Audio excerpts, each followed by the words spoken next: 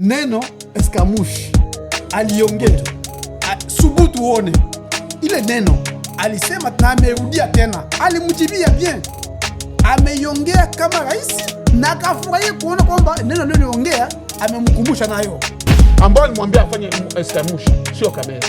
Niko narudia kusema Tshisekedi wakati anaingia madarakani na kabla hajaingia alikuwa akifanya mikutano. Kabila anaweka wenye Rwanda kwenye jeshi, anaweka wenye Rwanda kwenye polisi, anaweka ndugu zake hivi, ndio kelele alikuwa anapiga kila siku.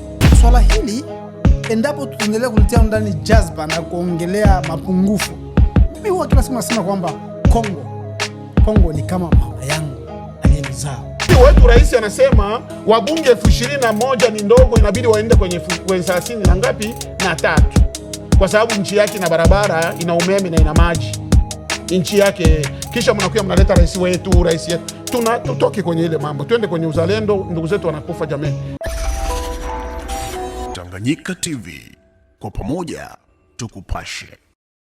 Nimekuleteni swala fulani ambao ni swali ambao limeulizwa na rafiki yetu Marius Munga, ambao tumewasiliana naye mara kwa mara kwa upande wa simu. Ni mtangazaji wa Jamhuri ya Kidemokrasia ya Kongo anayefanya vizuri huko nchini Marekani. Kuna swali ambalo alimuuliza rais wetu wa Jamhuri ya Kidemokrasia ya Kongo, ambayo kabla hatujaliongelelea nitapenda ni play ile audio watu waongee. Kwa wale ambao watu hawatosikia vizuri lugha ambayo ameitumia ndugu Marius Munga, tutawasaidieni ili muweze kusikiliza ni nini alimuuliza rais na ni majibu gani ambayo rais alitoa. Alafu meza yetu itakwenda kudiskasi kuhusu majibu ya rais. Ndugu zangu mtazamaji, kaa pale na nitakwenda kuiplay audio yetu hivyo kama ndugu yangu Marius Munga alivyomuuliza rais wa Jamhuri ya Kidemokrasia ya Kongo. Hivyo basi ndugu zangu na watazamaji wa Tanganyika TV, naamini hamtakuwa mbali sana na video zenu au simu zenu au kompyuta zenu. Kaeni hapo ili muweze kusikiliza na play audio. Mko tayari ndugu zangu? Tupo tayari ndugu mtazamaji. Asante. Ce jour-là, vous avez parlé de à la moindre escarmouche, vous attaquez le Rwanda. Et depuis, on a vu qu'il y a eu un défilé diplomatique vers vous.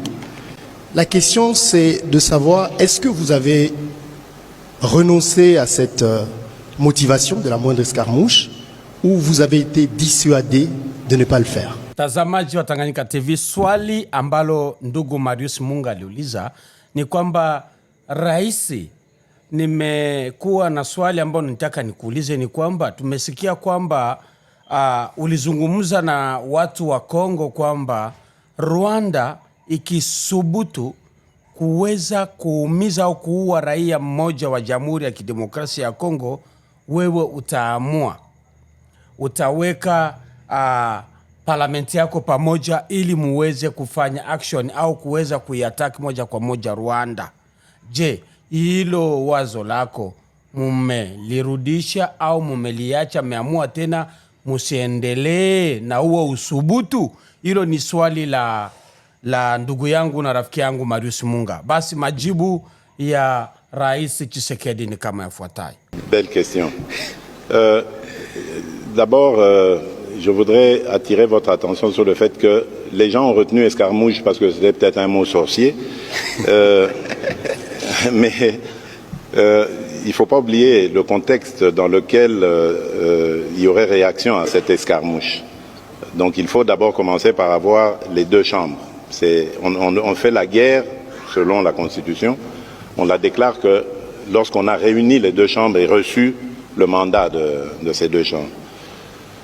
Et puis, le contexte dans lequel nous sommes aujourd'hui, je peux vous le dire, je suis un observateur privilégié de ce qui se passe, ne me permet pas de mettre en pratique ce que j'avais dit. Pas parce que je ne peux pas ou ne veux pas, mais parce que tout simplement, il y a suffisamment d'initiatives qui font que observer la paix est une attitude beaucoup plus sage que de se mettre en posture de guerre. Il y a par exemple l'initiative du président João Lourenço. Je vous dis que le mardi prochain, je serai le premier à lui rendre visite avant qu'il ne reçoive le président rwandais.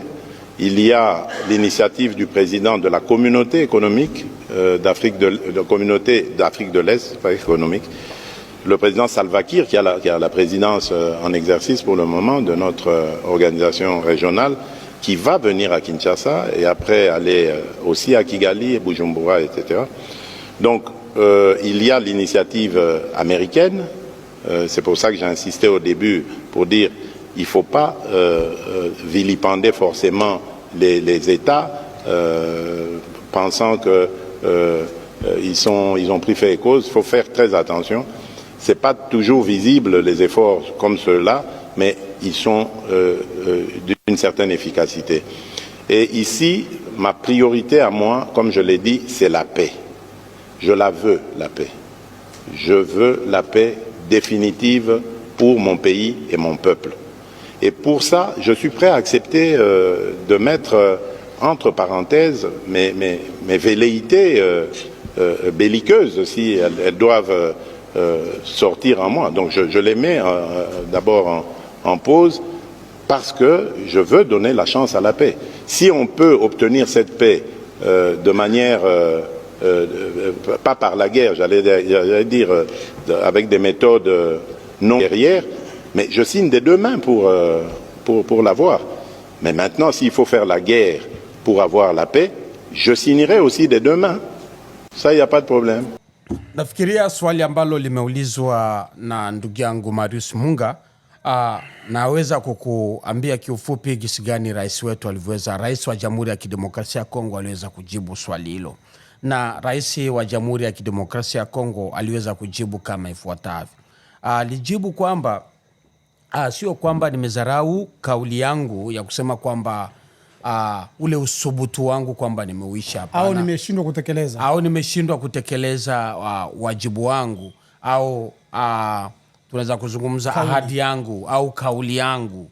Ni kwamba sijafanya vile, ni kwa sababu natakiwa kwanza kukusanya baraza mbili ambao ni bunge na maseneta, ili waweze kunipatia go ahead. Na vita vile vile vinakuwa vinatengenezwa kwa ajili ya kanuni. Vita vinakuwa ni vya kanuni. Rais tena ameendelea kusema kwamba hivi karibuni, yani Jumanne au mardi iliyopita inayokuja atakwenda kukutana na president wa Angola ambao ni Joao Lourenço, ambaye atakwenda kukutana naye. Atakwenda kule kabla ya kwenda kukutana na mheshimiwa, kabla ya kiongozi huyo hajakutana na mheshimiwa Paul Kagame. Hivyo atakuwa kuna initiative au kuna initiative fulani ambazo zinatengenezwa na Amerika na nchi zingine. Kabla hajakwenda Burundi na kule Bujumbura, atakwenda kukutana na viongozi tofauti kwa ajili ya kuweza kuangalia jinsi gani ya kuweza kuleta amani nchini humo, kwa sababu hawezi kuendelea tu kupigana vita, hawezi tu kuipa vita sana nafasi kabla ya kuweza kutengeneza amani. Bali alipana nafasi ya kupana mazungumzo ili kusikiliza marais wengine na mtazamo wao. Ndio maana anakwenda kukutana nao, yes. Na lengo la kwenda kukutana na wale watu ni kupenda kupatia amani nafasi kwanza. Na kama vita, amani atakokwenda kuitafuta itahitaji vita, basi ni baadaye au kesho ndio anakuweza kwenda kusaini ili aweze kufanya kazi hiyo. Na maana kauli yake kwa mujibu wa rais, ndugu zangu, inavyoonekana kwamba rais amesema haja ile nafasi yake, wala hajaivunja wala kutengua ile kauli yake. Anapatia nafasi kwanza ya mazungumzo, tuone itakachoendelea. Kauli ya Mwendres Karmush, ndugu Omari Rashid, rais amesema kwamba bado hajaitengua ile kauli, lakini ameipa nafasi sana amani. Ameipa kwanza nafasi mazungumzo ili kuweza kuleta mapendekezo mengi kutoka huku kushoto kulia na akizungumzia kwamba rais wa Umoja wa Afrika Mashariki Bwana Salva Kiir ambaye ni rais wa Sudani Kusini ndiye mwenyekiti sasa hivi wa Jumuiya ya Umoja wa Afrika Mashariki. Amesema tena pia hivyo. Mimi nafikiri hapa tuko tunaongelea swala la nchi na tuko tunaongelea kutokana na muda mgumu ambao nchi ya Kongo iko napita. Na tukiongea kama watu ambao tuko tunaongelea swala la sherehe, labda harusi, sio ni kitu gani, hata ndugu zetu ambao wanatufuatilia sijui kama wataona watu namna gani. Nimezoea kuongea kwamba neno la rais ni sheria, na rais mtajua kama ana msimamo ni anapotekeleza yale anayoyaongea. Ambao anayoongea bila vitu vyote iko nabadilisha hapo. Sio kwamba nimekufuata unasema kabla ya kukutana na Joao. Haya maneno ameyaongea baada ya kutoka Addis Ababa. Ndio amekuja kufanya hii. Hii ni mpango tu ya kudanganya Wakongomani. Na kitu kidogo nitaka ni jaribu kuwapa pole ndugu zetu wa Kongomani ambao tukiwepo wote wa Kongomani kutokana na shida ambao tuko tunapita. Ni kwamba rais alijaribu kutudanganya. Rais alijaribu kutembea na kampeni, walimpa maneno ya kampeni ya kwamba ukitaka kumpiga Kagame kura utapata kukivu. Kwa sababu watu wa kukivu wameteseka miaka mingi, ili ukienda neno na kusema Kagame hata lala nyumbani, hata fanya hivi. Kwa sababu itawezekanaje wewe unasema mwende escarmouche ya kwamba kama Kagame akisubutu, nikiona Rwanda kunatoka kitu chochote ambao kinakuja upande wa Kongo na kuzuru wa Kongo, mara moja mimi nitakusanya. Toka uchaguzi ulianza, toka rais awekwe madarakani, na leo tunaanza kukimbilia siku 70 na kitu. Siko naelewa anasubiri nini ili aweze kuunda serikali. Ndo moja hili. Kwa sababu kipindi chake cha kwanza wakati aliingia madarakani hakuchukua muda ambao ameuchukua kwa sasa hivi. Na mawaziri wote ambao wako nao kwa sasa hivi ni mawaziri ambao wako kwenye kundi ambao linamuunga mkono ambao wanaita Union Sacrée. Maraisi wote, wabunge wote ambao wako nao ni wabunge ambao walitembea nao kwenye kampeni kama sikose. Na kama kutakuwa mbunge waziri mwingine ambao anaweza kuwa tofauti na nini na wabunge ambao iko nao sijui. Sasa sielewa kwa sasa hivi namna gani. Mimi nitaongea tu ndugu zangu wa Kongomani, rais ametuongopea, ametuona tu kama vile alianza kuongea kipindi cha kwanza, alisema atakuja kukaa Kivu, mimi nitakuja kukaa Kivu, nitatoa maisha yangu kwa sababu ya Kivu. Rais wetu, na kama anatumia lugha ya Kiswahili, ana watu muhimu ambao anakuwa nao, ambao wako kule, na kitu ambao tunakiongea hapa kinaenda sehemu tofauti, na kuna watu ambao watamsaidia kumsikilizisha. Rais alikuja madarakani akiwa Kongo iko kwenye shida. Na mambo ambayo iko naongea sana, uliza swali akacheka. Rais akacheka. Ni kwa sababu ingekuwa kwamba ni Angola njoo natupiga, kwa sababu Angola, Kongo, mpaka wa Angola na Kongo ni upande wa kwao rais. Ingekuwa kama ni upande wa Kasai kule ndio kwenye eko anapigwa, siamini kama hata hizo koti kama angekuwa nazivaa. Ila kwa sababu anaona ni upande wa mbali. Kwa sababu mimi nimefuata, kuna mtu anaitwa Gilles Alingeti. Ni yeye amemweka pale, mtu ambao anaangalia namna gani uchumi unatembea. Alienda Marekani, wakaenda kumuoji, akasema asa hapana, nyinyi njooni tu Kongo, njooni, hiyo vita si tunaonaga kwenye TV. Mtu ambao anatumika serikalini. Kwa hiyo Wakongo wanakufa, na mtu anaenda Marekani anaenda kusema naonaga kwenye TV. Kuna nani? Waziri wa mambo ya ndani. Sio waziri wa mambo ya ndani. Ni nani anaangalia? Nini mnaita nini wa interior? Peter Kazadi anaangalia nini? Interior. Wa usalama. No, ni waziri wa mambo ya nje. No, interior. Sio mambo ya ndani, ndio mambo ya ndani hayo. Ndio ile. Waziri wa mambo ya ndani. Nafikiri ni affaire interior kama ndio Peter Kazadi mambo ya ndani. Anaangalia polisi, wahamiaji, waziri wa mambo ya ndani. Sawa. Maneno anatoka mkuongea mpaka kanichangaza, nikajiuliza hawa watu ni viongozi ambao wanakuja kuleta suluhisho kwa Kongomani namna gani? Anasema nyinyi mnaleta fujo hapa kwa sababu gani? Hii vita iko Kinshasa wala vita iko ni mbali kwa kilomita 2000. Ndio watu ambao tuko tunategemea kwa sasa hivi. Na maneno kama yale ambayo iko naongeleka. Mtu anaenda nje anaongea. Umoja wa Mataifa unafuata. Hiyo Rwanda ambao Mungu mnaipigia kelele, wamechukua na mifupa ya ng'ombe na mifupa ya mbuzi wakaenda kujaza wakajenga, wakasema ndio watu 900,000 ambao wamekufa kwenye genocide au genocide. 800,000. Hakuna ambao alihesabia maiti. Ila sisi tunahesabia maiti kila siku. Na ile Umoja wa Mataifa ili utukamate sisi kuwa kama watu ambao wana uchungu ni baada ya kuonesha kwanza namna viongozi wanakamatia hiyo namna. Mimi nitasema tumeongopewa, tumedanganywa na ni kipindi chake cha pili. Kwa hiyo tukubaliane na kile chochote ambao tutatufikia. Rais anacheka kumkumbusha kwamba alamwindi Rais Karmush, rais akacheka. Unaya mtu wakati wewe mtangazaji unamuuliza akaanza kucheka, anakuona una akili. Wakati huyo mtangazaji amemuuliza rais kama baba wa taifa, akamuuliza swali ili aweze kupata majibu kwa mateso ambao wakongomani wanapitia. Yeye akacheka akawa kwenye koti ambao yenye imegomewa vizuri. Tuko tunaona Ukraine. Ukimwangalia Zelensky. Wakati Zelensky iko naenda kwenye jukwaa la Umoja wa Mataifa, ako anaenda na viatu, utafikiri anaenda kufanya kazi, anavaa gwanda la jeshi na anavaa na ndevu na nywele huwa hakati rais akionyesha uchungu namna nchi yake inavamiwa. Lakini wakwetu rais kila mkongomani ana majibu na anaona namna gani anapokuwa akisimama na akicheka kwa maswali ambayo amepewa.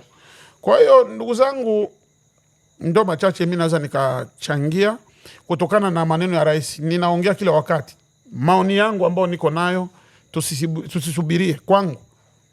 Sio kwamba ni sheria, lakini nasema tusisubirie msaada kwa rais ambao tuko nao sasa hivi. Rais wetu amesha kuyua, wamemwambia watu wa Kivu, kimtaka Kagame unakuwa umepatia sana.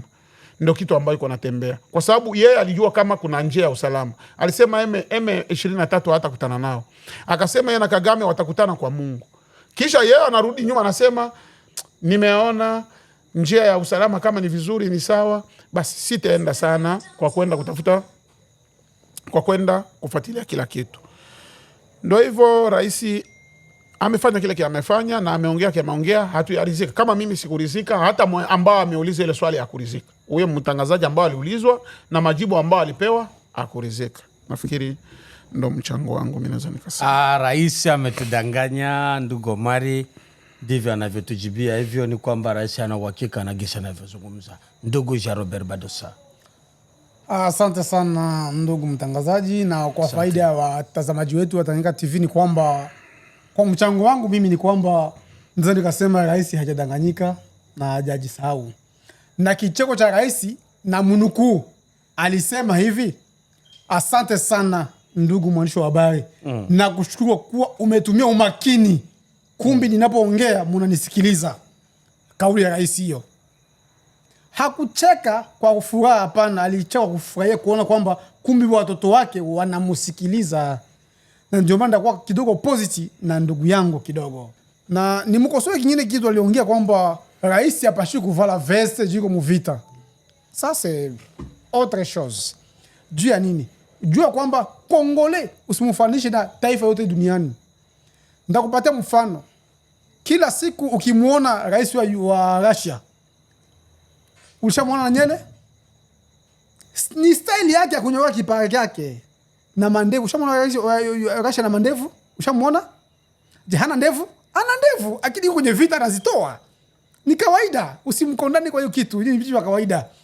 Na niseme kwamba mimi nilisema kwamba kizungu nakisema, kibanda kisema.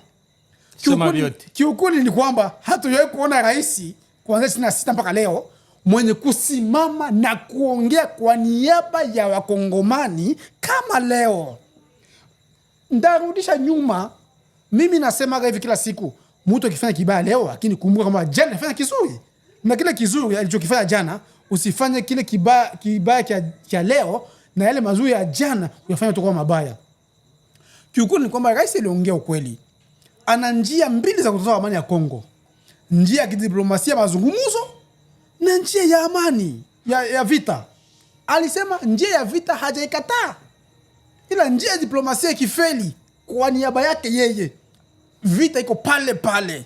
Sioni kwa nini. Unajua kitu kinachosumbua sisi Wakongomani, tunakuwa na uharaka wa kuamua, wa kuchukua maamuzi. Tunataka mambo uharaka presse. Hii ndio inasumbua Kongo na Wakongomani mwakili. Vita ina miaka 30 baba. wala 20 na kitu kabisa 30. Mtu anakuja tu leo unataka kumwambia amalize vitu vimeanza miaka 25 iliyopita, amalize leo. Tumpatie muda na nafasi ipo kweli. Na tukiangalia mafanikio ya Tshisekedi na ya Kabila, kuna utofauti mkubwa sana tena sana. Kama mafanikio gani? Baba, ukiangalia hata maendeleo ya mji, tuambizwe ni kweli. Katika miji michafu na mibaya duniani, Kinshasa yetu iko kwenye nafasi ya 5.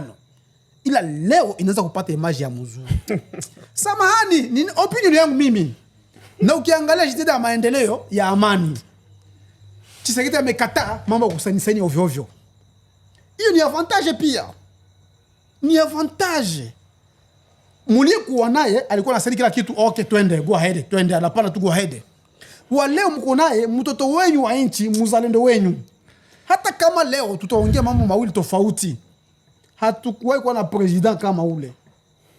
Baba, tusidanganyane, kwenye mitandao ya kijamii Kinshasa ilikuwa ni mji ambao mkongomani ukifika bakiongea mambo Kinshasa unatia sura pembeni. Leo tunaweza kuona maendeleo na ya mji. Vile vile kwa amani tumupatie Tshisekedi na chance kubwa. Tumpe nafasi. Tumupe nafasi, tuache tu upresse wa Kongomani, tuonao Kongomani. Unafikiria tunaweza tukamongezea baada ya miaka 5 wa Kongomani wampe nafasi nyingine zaidi ya hii? Mwa hii miaka 5 hii iko nayo. Ninampatia chance mimi kwamba tutapata mafanikio makubwa ya amani na maendeleo ya Kongo. Nina imani. Mimi nasema hivi, siko mwanasiasa, ila naangalia mtizamo wake na yale anayoyafanya. Mtizamo wa rais. Kwanza ile tu kukataa mazungumzo na M23 kwangu mimi ni mafanikio makubwa. Kwa niaba yangu mimi ni mafanikio makubwa sana. Kwa sababu waliomtangulia waliofanya ndio nasababisha leo tuko kwenye shimo leo. Naye amekataa kwenda kwenye shimo lile amekataa. Na ndio maana naona leo wale mlioitwa Mai jana amewaita watoto wa nchi wazalendo mkuye. Neno Escamush aliongea. Subutu uone. Ile neno alisema na amerudia tena kama mjibu mwenzetu ndugu yetu journaliste. Sawa, Marius Munga. Yes. Alimjibia bien. Ameiongea kama rais na akafurahia kuona kwamba neno aliloongea amemkumbusha nayo. Ile neno iko pale, lakini akasema anapatia bahati chance kubwa ku dialogue, mazungumzo.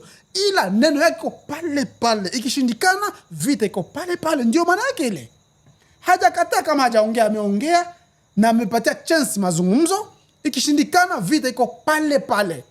Kwa hiyo ni kwamba kwa watazamaji wetu wa Tanganyika TV ni kwamba tuendelee kumpatia chance au nafasi kubwa Rais Tshisekedi.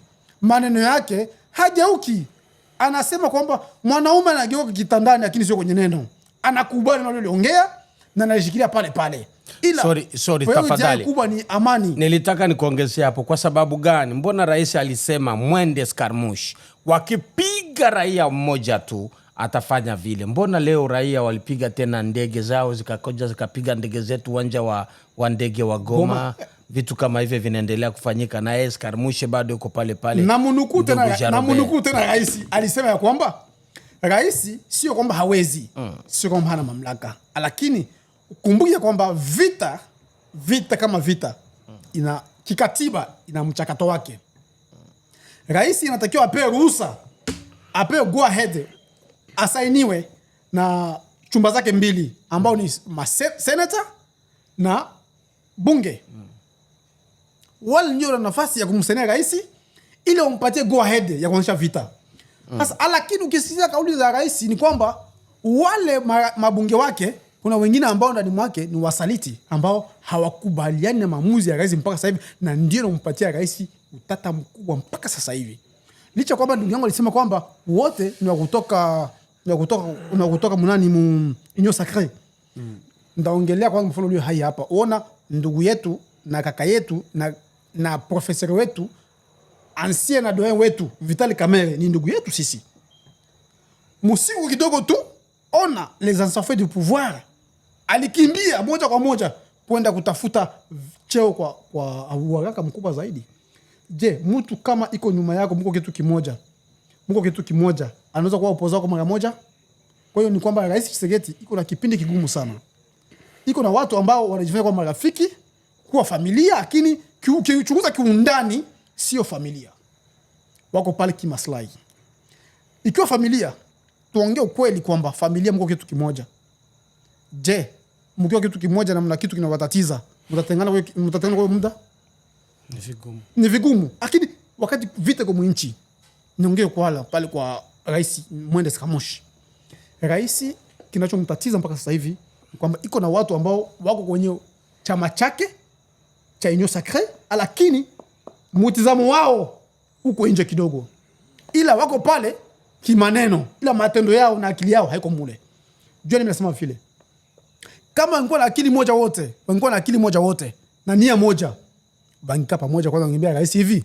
Bwana mambo yetu ya kisiasa tuachoa pembeni. Tuwataki kwanza hii mambo iko mbele vita. Kama wangempenda rais, mabunge wetu na maseneta wangempenda rais, bangemwalika bwana, tuachane hiyo yote kwanza, tupiganishe kwanza hii vita. Lakini wako wanafanya nini? Wanafanya madaraka. Hatuyaoni si wote bungeni.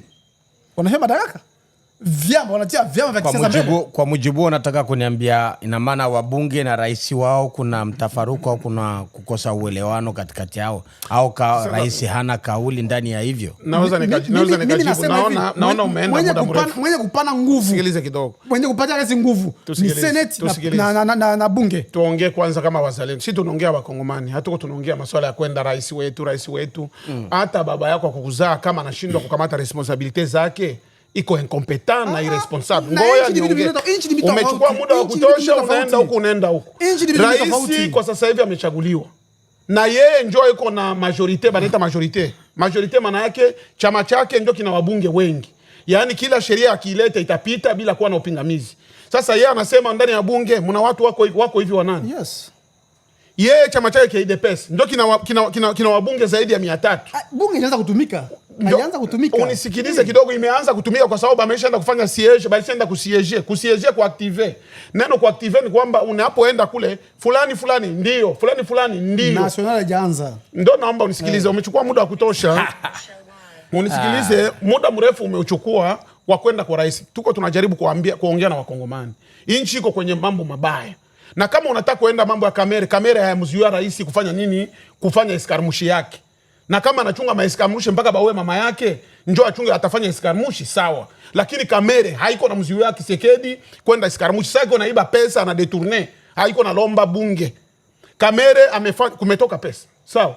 Wakati kulikuwa ya francophonie, kulikuwa kunahitajika kwende milioni bilioni wanaita mkiswahili 26. Kukatoka milioni 324.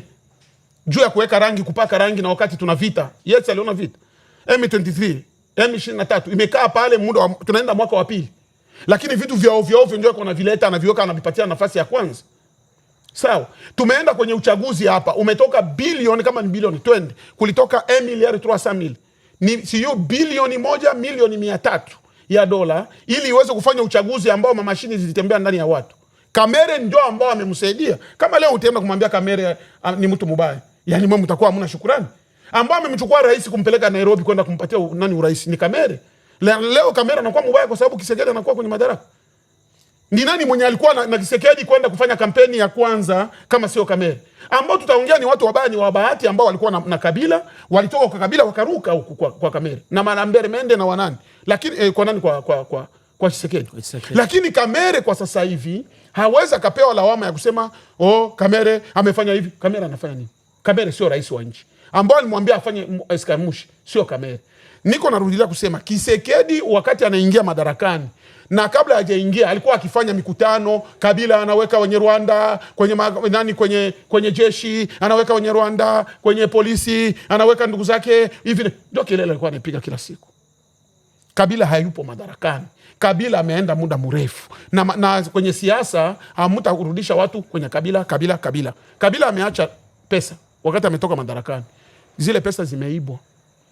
Projet 100 jours ya kwanza imeibiwa pesa, hawakumuuliza Kabila.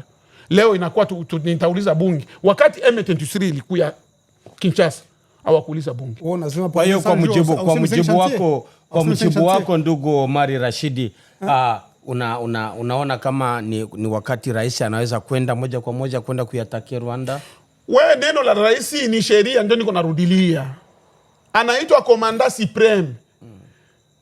Kama anaitwa le magistrat supreme ndio numero 1, yeye ndio namba 1 wa nchi, na nchi inapovamiwa hana muda wa kuuliza. Mwenzake Kagame alisema sina mtu wa kuuliza nchi yangu inapokosa usalama. Kisekedi hana wa kuchunga bahati na nani wakae chini siyo na nani. Wakongomani wako wanakufa usiku na mchana, makao hawana, wanakaa wanazagaa.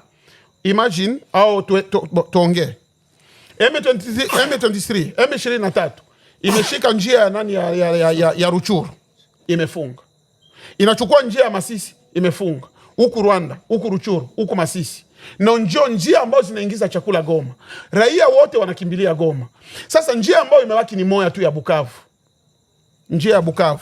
Kulinki Bukavu. Yeye mwenyewe rais wakati walikuwa anaenda kwenye kampeni. Alifanya namna gani? Ili atoke Bukavu afike Uvira. Alienda wapi? Anaenda Burundi, ili akachukua gari akaingia Burundi. Akaingia Uvira. Rais. Hawajua kama kuna baki ni njia moja. Hawajua kama kuna baki ni njia moja. Rais hajapita Burundi. Nakataa. Basi wewe mimi na alitumia helikopta. No, sisema helikopta. Hajapita Burundi, sisema bongo. Kwa mujibu nakataa hajapita Burundi. Nakataa mimi hajapita. Kitu gani kinasababisha rais asipige Rwanda? Kwa sababu alituahidi tumalize. Sio swala la kupiga Rwanda. Hapa atuende na kupiga Rwanda. Ndio. Si atumtume Kisekedi nenda pige Rwanda. Kisekedi atume majeshi walete usalama upande wa Kivu ya kaskazini. Atume majeshi, hamuna majeshi anatuma. Kisekedi anachukua pesa. Tuko tunaongea hapa. Mwenyewe anasema mabunge wako pale, nyinyi mnasema wanapokea 21,000 ni hela nyingi. Mnajua kama kuna kufa mtu wanakujaka wanamwambia tunafiwa. Ni kazi ya mbunge kuzika watu ndani ya nchi. Hivi kwenye sheria nataka nimalizie, naenda na shuka, nataka kushite. Kuna mkataba, kuna katiba ambayo inasema mbunge aanze kuzika watu. Tafadhali. Huyu mwanajeshi, naomba unisikilize. Tafadhali. No. Ngoja tumalize. Tuko tunaongea mambo ya nchi, ngoja nimalizie. Kuna kijana ambaye ametoka mkamata madaraka wa Burkina Faso. Yuko kwenye vita kwa muda mrefu. Wakati anachukua madaraka ni jeshi ambao aliona siasa kama hii ya Kisekedi, ambao haiko wazi kwenye raia. Amepigana wapi? Ndio naomba unisikilize kile niko naongea. Unauliza anapigana wapi? Hapigani hapa, anapigana Burkina Faso. Ni kila mtu anafuata. Kama ufuatilie ndio unisikilize maneno ambayo anaongea. Tuko tunaongea na wakongomani ambao kwenye shida kwa muda mrefu. Unisikilize. Alisimama anasema hivi, kuanzia leo wabunge hawana mshahara. Wabunge hawana mshahara. Wanabaki pale na vitu vidogo vidogo vya kuwasaidia. Ndio neno aliongea, kwa sababu nchi yetu kwenye kuvamiwa. Lakini wetu rais anasema wabunge 21,000 ni ndogo, inabidi waende kwenye 30 na ngapi na 3. Kwa sababu nchi yake ina barabara, ina umeme na ina maji. Nchi yake, kisha mnakuja mnaleta rais yetu. Tutoke kwenye ile mambo. Twende kwenye uzalendo. Ndugu zetu wanakufa jamani. Ndugu zetu wanakufa, wanaangamia. Kwenye wanafanya mikataba yao, ndugu zetu hawapo. Wanafanya mikataba yenye hawaulize raia. Ameita M23 akwenda bungeni kuwauliza. Ameenda Rwanda, Biselela amesema rais alikuwa anamtuma anamwambia Kagame, wewe tafuta wateja wa dhahabu na madini. Aliuliza bunge. Aliita nani kuuliza? Kwa kupigana Eskarmusha anacheka anauliza kwa sababu amuoa mama yake. Inabidi vitu vingine tuongee kama wazalendo. Tuache mambo ya rais amefanya. Hatuko kwenye kampeni. Ameisha kupita, madaraka nao mikononi. Angalia usalama wa Kongomani. Angalia namna gani ataleta usuluhisho. Usiende kubeba mzigo ambao unakushinda. Anacheka kwa sababu yafika Kasai. Siku itafika Kasai, hata yeye uchungu wenyewe Wakongomani wanapitia. Nimemaliza. Asante sana. Naona ndugu ameongea sana kwa hasira. Ndugu mtazamaji, na wewe bila kukuchosha, ndugu Jean Robert Badosa, unaweza kuongeza, usiende sana. Mimi nilitaka tu niseme kwamba niongee kwa ufupi. Ukiangalia leo mtizamo wa Wakongomani wote Kongo nzima kwa ujumla, swala la mashariki ya Kongo linawagusa. Kongo nzima imesimama, ni tofauti na miaka ya nyuma. Ukiangalia leo mikoa yote ya Kongo inasimama na inaongelea ili swala la mashariki ya Kongo. Kasai, Bandundu, Equateur, Mbandaka, si wapi Olomami, Kongo nzima sasa hivi banaongelea masuala ya mashariki ya Kongo. Mimi nafikiri kwamba swala hili endapo tutaendelea kulitia ndani jazba na kuongelea mapungufu, mimi huwa kila siku nasema kwamba Kongo ni kama mama yangu aliyenizaa. Hata mama yangu afanye makosa gani, bado ni mama yangu na nitaendelea kumprotect kama mama yangu. Na rais wa nchi ni baba yetu. Tuna nafasi ya kumonyesha baba, huku nakokwenda sio kuzuri. Ni kama vile ndio nikasema hivi, wito wangu mimi, kuna vikao vinavyoandaliwa na Umoja wa Mataifa wa kusuma Umoja wa Afrika. Ndani ya vile vikao vya Umoja wa Afrika wanafanya, sio wao, ni Umoja wa Ulaya na Marekani. Mimi maoni yangu ni kwamba rais wetu, ndarudi nyuma kidogo, rais wetu awe makini sana. Hivyo vikao vinaweza kuwa ni vikao sumu kwake, na wakongomani wanatusikiliza wawe makini sana, kwa sababu kupitia kauli ya rais Mwende Skamushi inaweza kumsababishia rais kumuondolea maisha, kwa sababu ni kauli ya uzalendo hiyo aliongea, ni kauli ya uzalendo. Tuongee pia ukweli.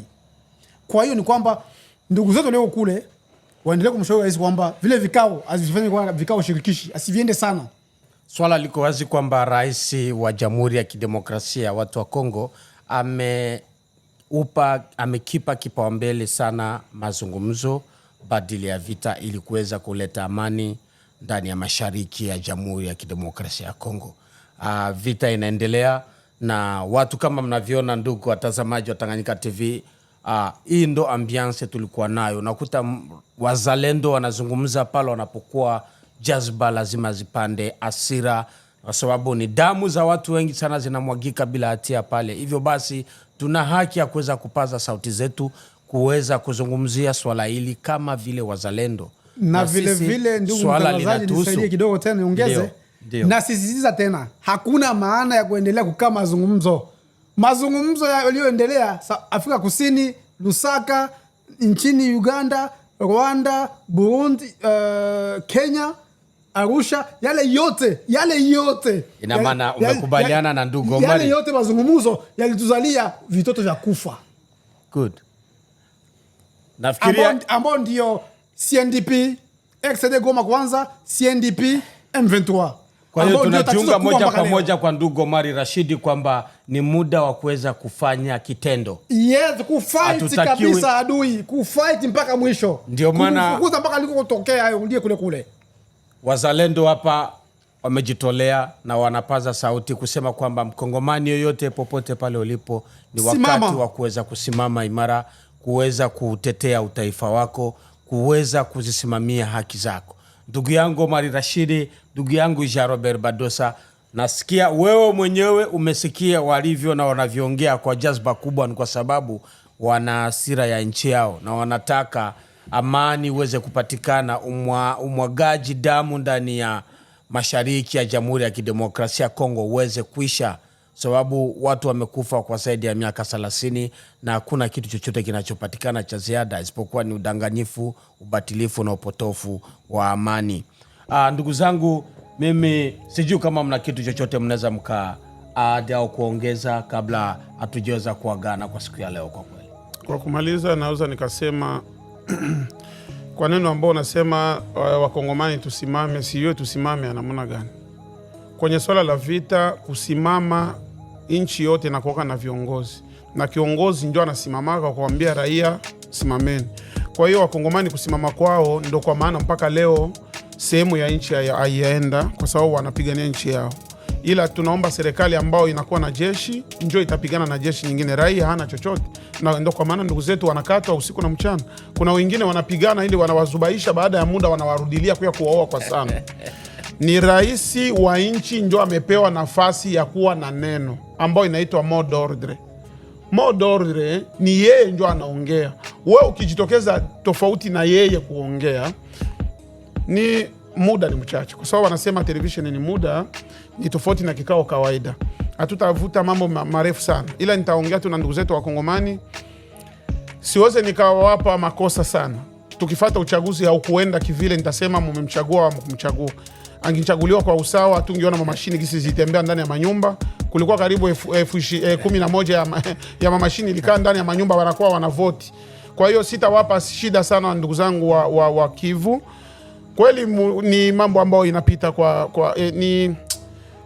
ni maumivu makubwa ambayo tuko nayo, kwa sababu rais wetu kama baba ambao anaweza akaona, ninarudilia kusema rais sio kwamba amekokotwa kutoka sehemu, ni mpinzani wa miaka. Alianza upinzani kabla Kagame hajawa madarakani.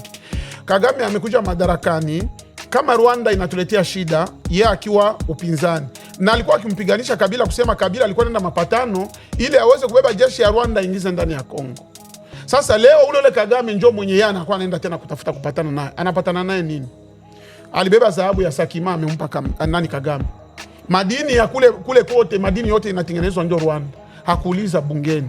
Kwa hiyo tunakubali sana, tunashukuru sana Rais Tshisekedi kwa kutokuwa muwazi kwa Wakongomani na kukubali kile ambacho kinaendelea. Ila kitu tunatakiwa ujue, vita haitaishia huko Kivu.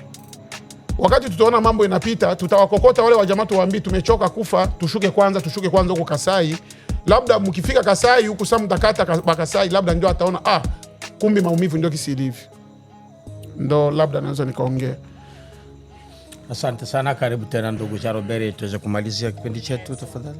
Ni kwamba mimi kwa kumalizia kwangu ndakuwa kidogo tofauti na mwenzangu, na niseme kwamba sio lazima uwe pamoja. Niseme kwamba papa president Konjamboka kolembate papa peuple congolais eza sima na yo. Yani raia ya Kongo iko nyuma ya rais. Rais asichoke na rais aone kwamba iko na nguvu kubwa. Umoja wa Mataifa sio kitu, Marekani sio kitu, Rwanda sio kitu, Uganda sio kitu, lakini Wakongomani ndio nguvu ya taifa ya Kongo. Wakongomani ndio nguvu ya rais. Na wale mabunge sio maseneti, rais asiwasikie sana. Rais asikie people anataka nini, raia anataka nini, ndio vita tapata suluhisho. Wakongomani kwa pamoja tuunge mkono rais wetu ili tuweze kumaliza vita. Wakongomani kwa pamoja tuweze kuunga mkono rais wetu. Ni kwamba vile ndaungana na nyinyi ndugu zangu, hata kama ndugu yangu Omar Rashidi amepinga kidogo, lakini najua ni moto wa plateau yetu gisi ulivyo, na ndivyo navyotakiwa kwenda. Sio kila kitu nakubali tu, hapana. Kile kitu ambacho nachoona akiendani na wewe lazima kukataa nacho. Mtazamaji wa Tanganyika TV, ni kwamba raia wa Kikongomani mnatakiwa msimame, muunge serikali yenu mkono ili uweze kumpiganisha adui yako anayekuathiri, anayekuia baba, mama, watoto. Umwagaji wa damu tunaukataa ndani ya mashariki ya Jamhuri ya Kidemokrasia ya Kongo. Watu wawe na amani. Kwa kumalizia ndugu mtazamaji, kuna mambo mengi sana ambayo tunaweza kuwa tumeacha hapo nyuma. Ni wewe unaweza kucomment, unamshare mtu mwingine ili muweze kushare idea. Escaramushi usubutu ambao president alisema umeshindikana, wamepiga Goma juzi, hakuna reaction yoyote. Anasema tena anataka mazungumzo. Tumechoka na yale mazungumzo. Basi ni wakati wenu tuweze kucomment, tuweze kuangalia nikisikia tunaweza tukafanya ili kesho kutwa tuweze kuikomboa Kongo iweze kuwa na amani. Na kumalizia na wasalimu wapendwa wote, na wapenda sana, tuko pamoja. Endelea kufuatilia Tanganyika TV, tutakuletea vipindi vingi sana, tutazungumzia mambo mengi sana yanayohusu maisha, vile yanaweza kuzungumzia usalama wa nchi ya demokrasia ya Kongo na nchi zingine. Asanteni sana, tuko pamoja.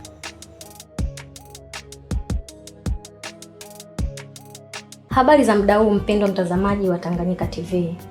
Kwa jina naitwa Suzana Mbokile, natokea kitengo cha biashara na manunuzi hapa Tanganyika TV. Nipende kuchukua fursa hii kukukaribisha hewe mfanyabiashara kutangaza biashara yako pamoja nasi. Maana katika ulimwengu huu wa sasa, media kama Tanganyika TV ndio mahara pekee ambapo unaweza kukuza na kuendeleza biashara yako. Haijalishi ni biashara ipi unayofanya, ina mtaji mkubwa au mdogo, Tanganyika TV inaweza kukuweka karibu na wateja wako na kukuza manunuzi ya bidhaa zako unazouza. Hebu fikiria, hata vikundi vya maendeleo tunawezaje kuendelea bila kujitangaza? Karibu utangaze nasi, hewe mfanyabiashara, mjasiriamali, mwanamuziki, wanasiasa na wengine wote. Karibuni sana sana sana. Unaweza kuwasiliana nasi kupitia namba zetu za ofisi zilizopo hapo chini. Hata kama una matangazo, Tanganyika TV tunaweza kukutengenezea, kwa sababu tuna wafanyakazi na madirekta wabobezi waliobobea katika shughuli za video production na graphic design. Tanganyika TV, kwa pamoja tukupashe.